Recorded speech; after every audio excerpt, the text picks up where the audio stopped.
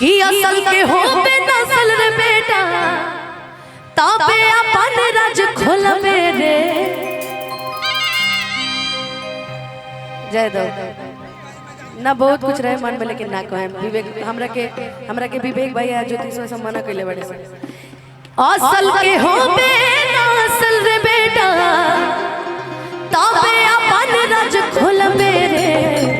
हमको ये गाना मेरा राइटर लिख के दिया, हम गा दिए।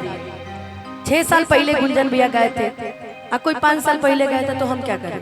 हम तो 6 साल पहले वाला सुने, तू वाला हम नहीं सुने। तू खुद छिहत्तरा ही रे छोड़ा हमरा के का तू बोलबे। अच्छा देखो क्या है, लड़कियों ने बड़ी सारी रील बनाई इस गाने पे, क्योंकि कई सारी लड़कियों का दिल टूटा है तो आदमी थोड़ा सा, लड़कों का भी दिल टूटा है। हाँ तो अब लड़के अपना जा रहे हैं, हम क्या करें?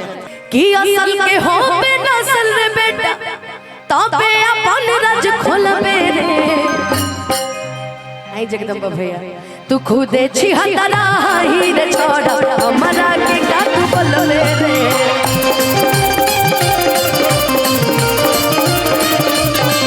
तू खुदे छिहत्तरा ही रे छोड़ा हमरा के का तू बोलबे रे।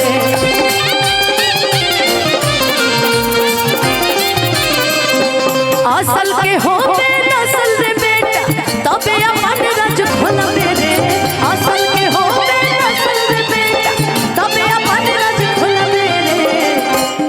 तू खुदे छिहत्तरा ही रे बबुआ हमरा के का तू बोलबे।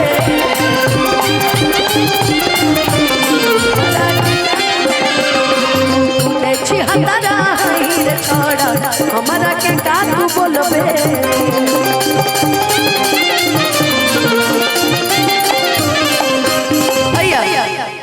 कि संग लेके चलो हकी दो गलन के टोली हमरे हवेन की आज निकले लगलो बोली। देखो हम का झुंड में क्या आवेला, कुकुर आवेला सब, शेर हमेशा अकेले आवेला, जैसे छोटे बाबा ये हमेशा अकेले आवेला। अकेले शेर के फैल नहीं के। अच्छा मैं भी अकेले आती हूँ, हम भी अकेले आते हैं ना। कि संग लेके चलो हकी दो गलन के टोली हमारे हौदेन की आज निकले लगलो बोली। कि नारी के चक्कर में परनो बिहारी तू रह जाई भी बकलो लवे रे। कि नारी के चक्कर में परनो बिहारी तू रह जाई भी बकलो लवे रे।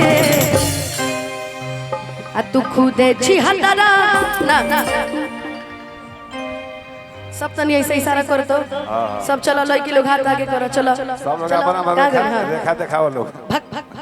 तू खुदे छिहत्तरा ही रे छोड़ा हमरा के का तू बोलबे। खुदे छिहत्तरा हमरा के का तू बोलबे। तू खुदे छिहत्तरा ही रे छोड़ा